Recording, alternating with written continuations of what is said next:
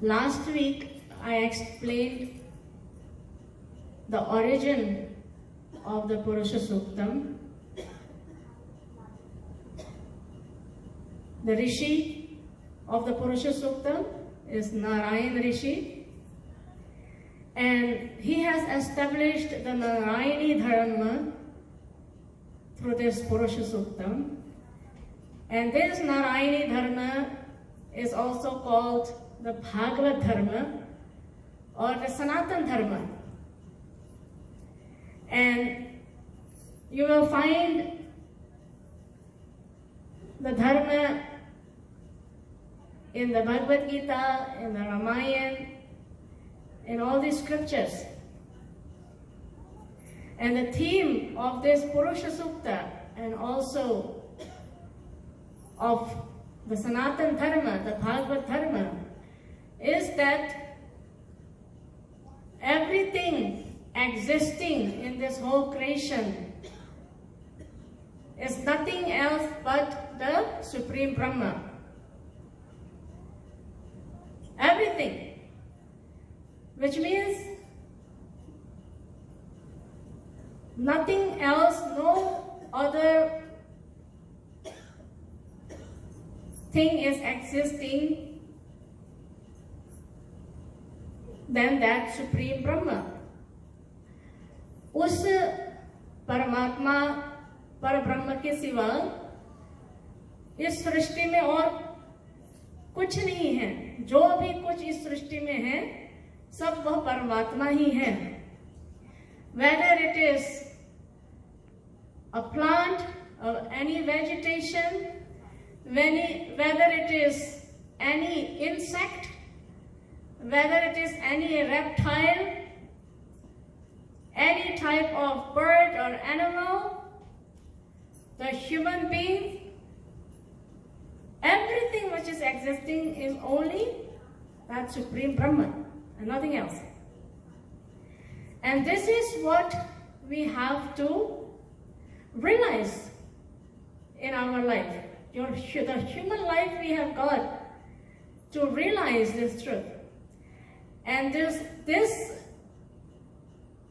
first mantra of the Purusha Suktam, Sahasra Shirha Purushaha, Sahasrakshaha Sahasrapad, Sabhumi Gum Sarvatas Pritvatya Tishtha Dashangulama. So, Sahasra Shirsha, here I told you last week, Sahasra means not the digit 1000, but infinite. Infinite.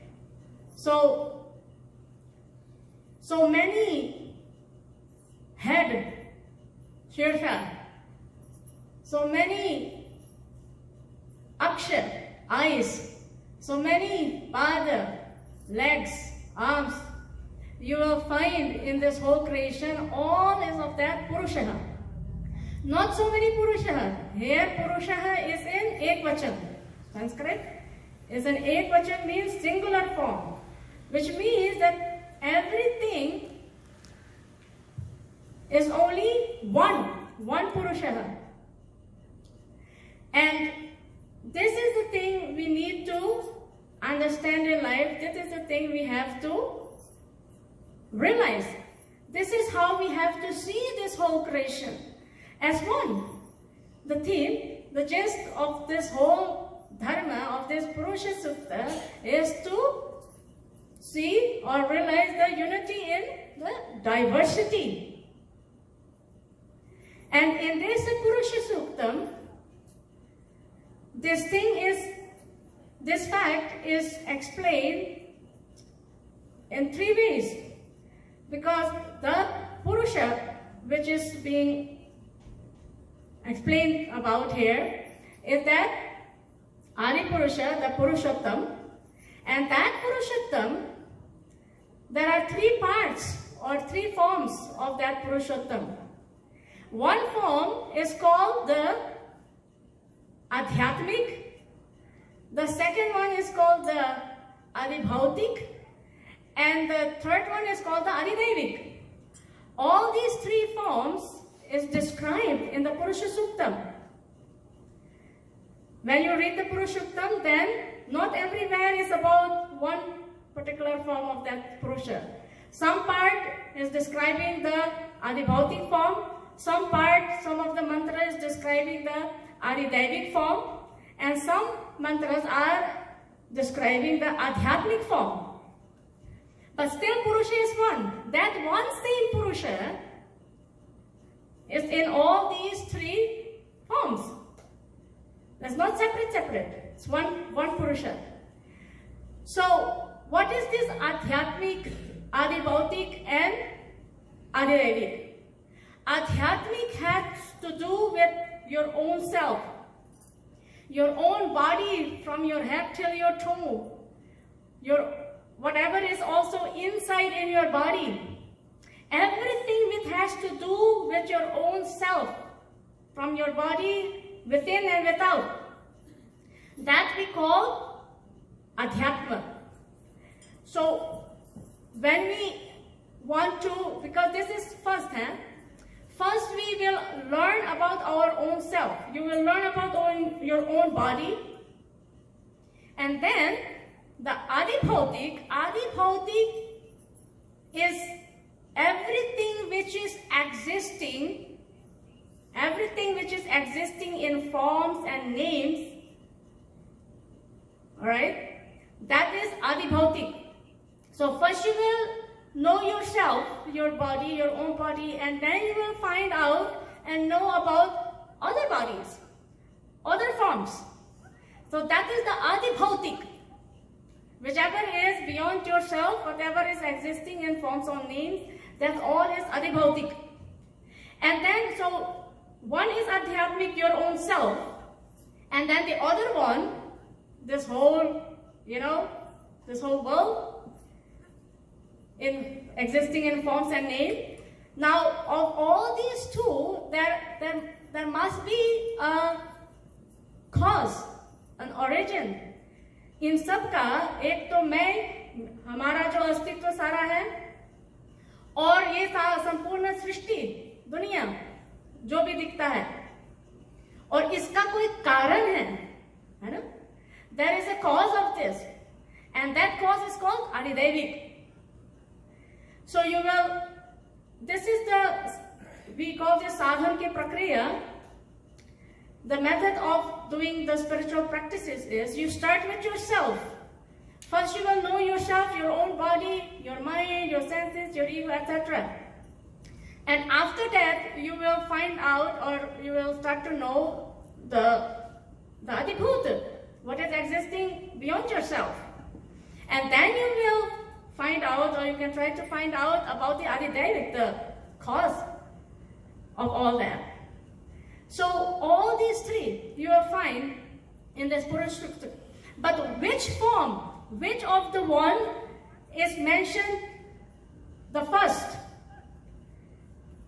The first mantra, Sahasra Shirsha Purusha, Sahasraksha Sahasrapada. Which Purusha is this? Do you know that? Is it the Adibhautik Purusha? Is it the Adhyatmic Purusha? Or is it the Adidevik Purusha is being talked about? What do you think? It is hard, you cannot at once find out. But I will tell you, in this first mantra, the Adibhautik Purusha is mentioned. Adibhautik.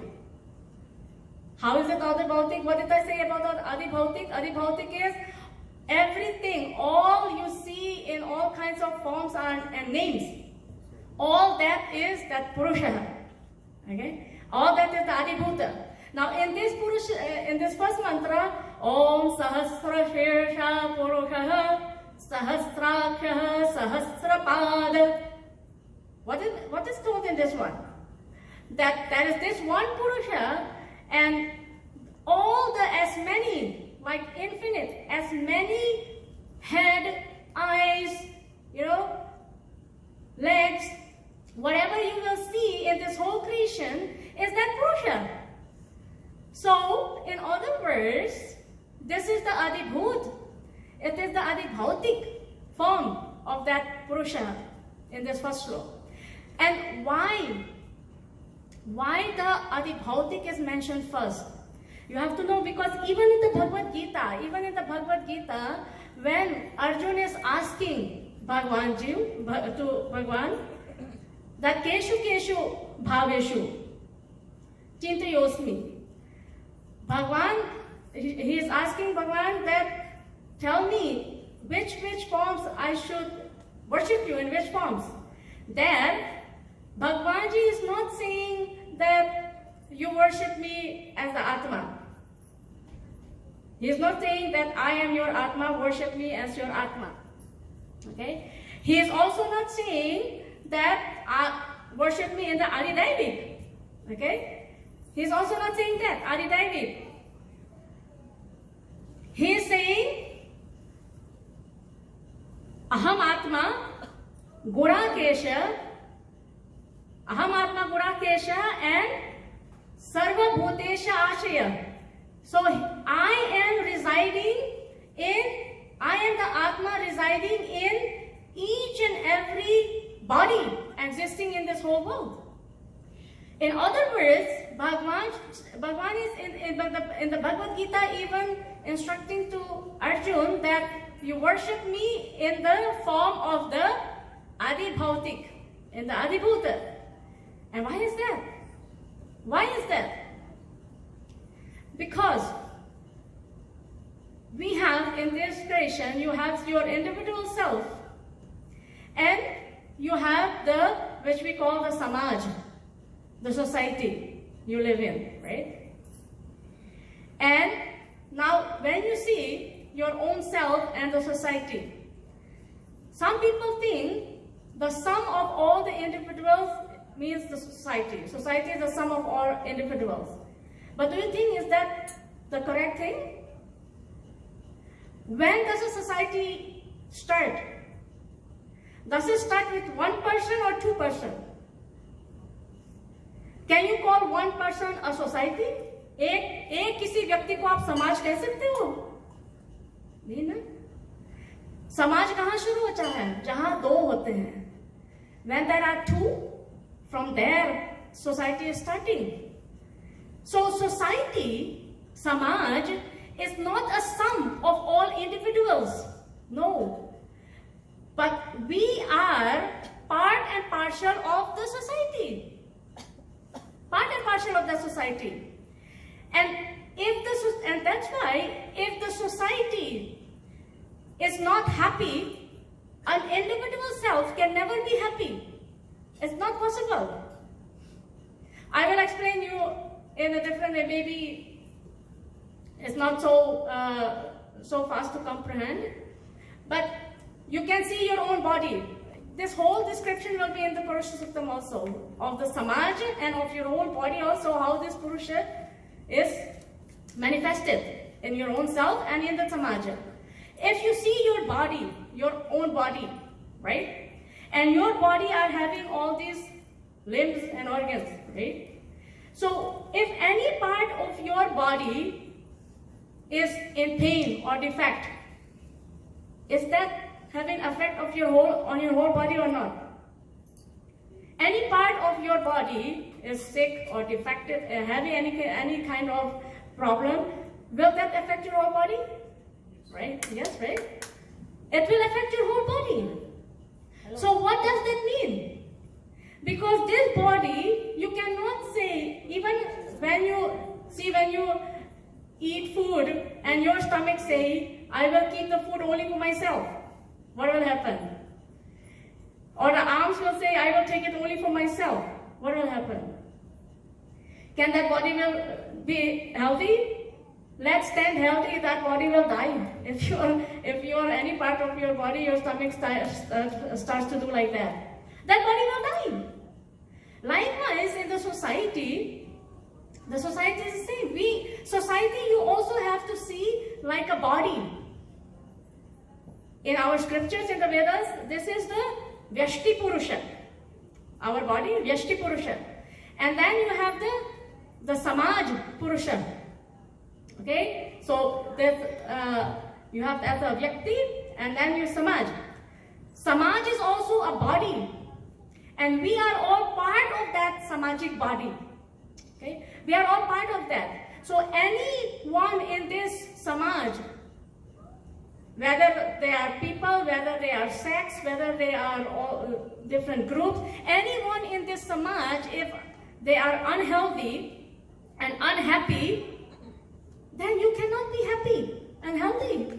Because you are part of that. Just like when any of your limbs is not healthy, your whole body will not be healthy. Okay? It will be having effect on the whole body.